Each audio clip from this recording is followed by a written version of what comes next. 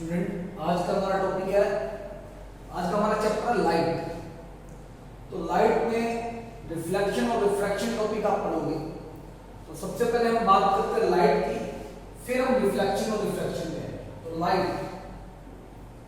Light को की बात हम सबसे पहले करते हैं। लाइट को हम बोलते हैं it has dual nature. It has dual nature. दो नेचर, ड्यूअल का मतलब है इसके दो नेचर होते हैं। एक होता है पार्टिकल नेचर और एक होता है वेव नेचर। तो दो नेचर होते हैं इसके, particle as well as wave nature. तो लाइट जो छोटे छोटे पार्टिकल से मिलकर बनती है, उन पार्टिकल को बोलते हैं फोटोन।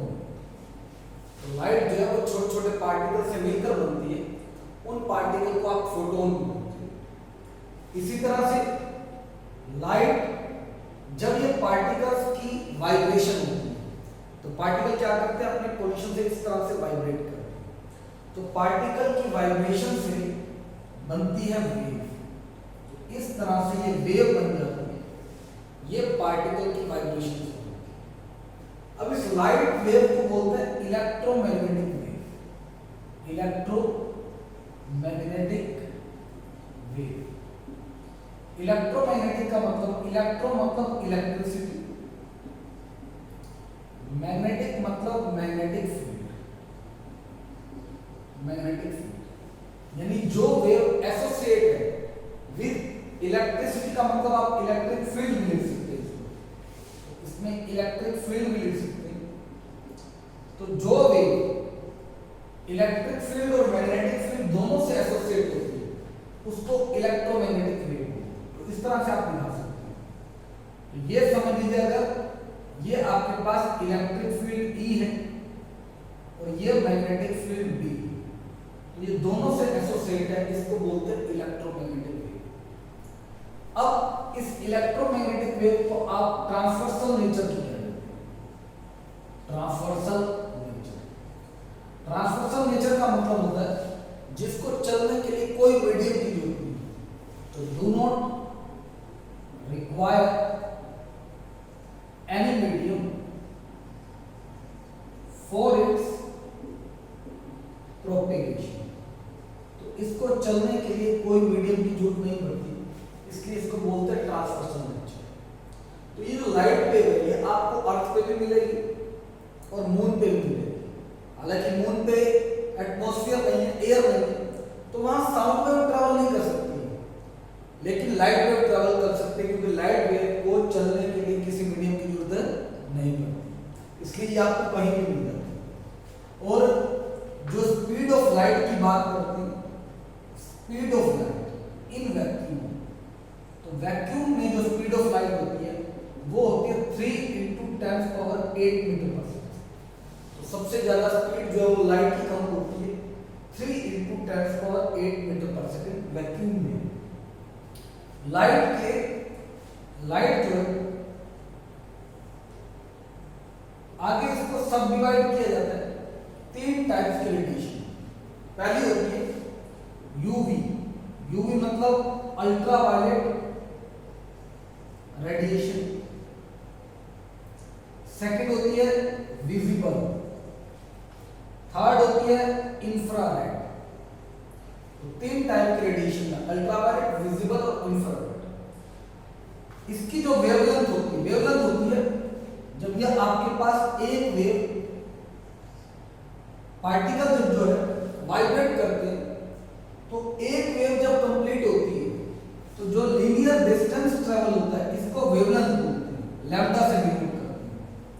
तो वेवलेंथ होता है linear distance travel by particle during completion of one wave, तो ये वेवलेंथ है। अल्ट्रावायलेट की रेडिएशन की वेवलेंथ होती है less than 400 nanometre. 400 nanometre, 1 nanometre equal होता है 10⁻⁻⁹ मीटर। 400 नैनोमीटर इक्वल हो जाएगा 400 × 10⁻⁹। तो कितना बन जाएगा 4 × 10⁻², 10⁻⁹। -9 + 2 बन जाएगा -7। तो 4 -700, तो ऐसे भी लिख सकते हैं इसको 4 × 10⁻⁻⁷। अल्ट्रावायलेट रेडिएशन को ओजोन लेयर रास्ते पर रोकती है, आप तक पहुंचने नहीं देती। अगर ये आप तक पहुंच जाए तो आपको स्किन कैंसर हो सकता है। विजिबल रेडिएशन, इसकी वेवलेंथ होती है 400 नैनोमीटर टू 700 नैनोमीटर, ये इसकी वेवलेंथ है। इसमें 7 कलर आते हैं विबग्योर, तो विबग्योर आते हैं जिसमें वायलेट 400 नैनोमीटर वेवलेंथ होती है और रेड की सबसे ज्यादा होती है 700 नैनोमीटर। तो violet, indigo, blue, green, yellow, orange और रेड, ये सातों कलर मिलकर के व्हाइट लाइट बनाते हैं, यानी लाइट बनाते हैं, तो लाइट को हम व्हाइट लाइट भी कहते हैं। ये विजिबल पार्ट जो है देखने का काम होता है, यानी हमें जो चीज भी दिखाई दे रही है तो हम लाइट का जो पार्ट यूज कर रहे हैं वो विजिबल रेडिएशन यूज कर रहे हैं, तो विजिबिलिटी के लिए आप ये यूज कर सकते हैं। इंफ्रारेड रेडिएशन, ये हीटिंग इफेक्ट प्रोड्यूस करती है, यानी अगर आपको गर्मी महसूस हो रही है धूप में, तो उसमें किस वजह से आपको गर्मी लग रही है? इंफ्रारेड रेडिएशन की वजह से। और इसकी जो वेवलेंथ होती है वो होती है मोर देन 700 नैनोमीटर, तो इसकी जो वेवलेंथ होती है वो होती है मोर देन 700 नैनोमीटर। तो ये आपके पास लाइट की इंट्रोडक्शन है। अब हम लाइट का यूज कहां करते हैं? जैसे मान लो यहां लाइट है, तो क्या होगा, लाइट जाती है, किसी भी ऑब्जेक्ट से टकरा करके जब वापस आएगी तो वो ऑब्जेक्ट हमें दिखाई देता है, उसको बोलते हैं हम रिफ्लेक्शन ऑफ लाइट। तो रिफ्लेक्शन का मतलब है कोई भी चीज आपको दिखाई दे रही है तो वो रिफ्लेक्शन ऑफ लाइट की वजह से। तो इसके बाद हम टॉपिक करते हैं रिफ्लेक्शन ऑफ लाइट। तो रिफ्लेक्शन में आप करोगे, कोई भी चीज आपको दिखाई दे रही है तो वो रिफ्लेक्शन की वजह से दिखाई दे रही है। नेक्स्ट आपका टॉपिक है रिफ्लेक्शन ऑफ लाइट। तो रिफ्लेक्शन ऑफ लाइट, रिफ्लेक्शन क्या होता है? अगर कोई भी ऑब्जेक्ट जाता है, किसी हार्ड ऑब्जेक्ट से टकरा करके वापस आता है और हमें दिखाई देता है, तो उसको रिफ्लेक्शन बोलते हैं। हार्ड ऑब्जेक्ट वॉल हो सकती है, कोई भी चीज हो सकती है, सॉफ्ट नहीं है, क्योंकि सॉफ्ट ऑब्जेक्ट क्या करता है, लाइट को एब्जॉर्ब करता है। मान लो आपने 100 रेज भेजी, तो सॉफ्ट क्या करेगा, 30 एब्जॉर्ब करेगा, 70 वापस भेजेगा। हार्ड हो सकता है 99 वापस भेजेगा, इसलिए आपने हार्ड लिया। तो रिफ्लेक्शन ऑफ लाइट होता है the sending back of light rays, the sending back of light rays after striking with some hard object like wall हो सकता है, मिरर हो सकता है, तो ये आपके पास हो सकता है, उसको रिफ्लेक्शन बोलते हैं। जैसे आपके पास जो ऑब्जेक्ट है, ये वॉल लगा सकते हो या मिरर ले सकते हो, मिरर रेज आई, टकरा करके वापस आ। इसमें एक खास बात है, रेज जिस मीडियम से जाएंगे उसी मीडियम में वापस आएंगे। जैसे मान लो एयर से गई है तो एयर में वापस आएंगे। इनकमिंग रेज को बोलते हैं इंसिडेंट, तो ये आपके पास इंसिडेंट है। जो सिग्नल वापस आएगा उसको बोलते हैं रिफ्लेक्टेड। तो एरो जरूर लगना है, क्योंकि एरो शो करेगा ये इनकमिंग है, ये वापस रिफ्लेक्टेड है। तो इनकमिंग रेज को इंसिडेंट रे बोलते हैं और जो वापस सिग्नल आता है उसको रिफ्लेक्टेड रे बोलते हैं। ठीक है, तो ये आपके पास है रिफ्लेक्शन ऑफ लाइट। अब रिफ्लेक्शन ऑफ लाइट में ये मिरर है, तो मिरर में आपको पता है ये जो साइड है इस तरह से यहां एक रेड पेंट किया होता है, रेड पेंट। उससे पहले एक सिल्वर की लेयर होती है, ग्लास के ऊपर सिल्वर की कोटिंग कर दो, जिसमें आप देखते हैं। अब ये रेड पेंट इसलिए लगाते हैं ताकि सिल्वर की लेयर जो है वो रिमूव ना कर जाए। क्यों? क्योंकि सिल्वर होता है best reflector of light. Silver है आपके पास बेस्ट रिफ्लेक्टर ऑफ लाइट। तो इसलिए सिल्वर की कोटिंग करते हैं, और सिल्वर जो है वो लाइट को रिफ्लेक्ट कर सकता है, ठीक है। उसके बाद ये जो मिरर मैंने बनाया है प्लेन मिरर, बिल्कुल सीधा बनाया, तो उसको क्या बोलते हैं, प्लेन मिरर। अब इसी से हम एक्सप्लेन कर देंगे law of reflection of light. Reflection of light में आप कर दोगे law of reflection of light, ठीक है। तो कहता है लॉ क्या कहता है, लॉ कहता है अगर ये आप सेंटर में एक इमेजिनरी लाइन ड्रॉ कर दी जो इस मिरर पे 90 डिग्री एंगल है, इसको बोलते हैं नॉर्मल। ये डॉटेड बनाइए क्योंकि इमेजिनरी है, एक्चुअल में ये दो ही वेव थे।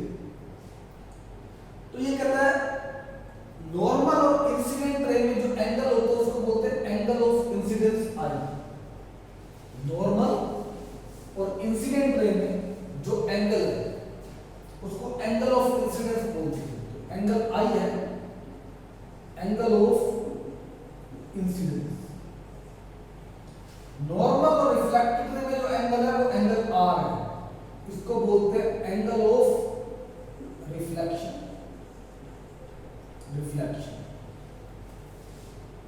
और ये जो परपेंडिकुलर ड्रॉ किया है मिरर के ऊपर ये 90 डिग्री के एंगल पे, तो इसको आप बोलते हो नॉर्मल।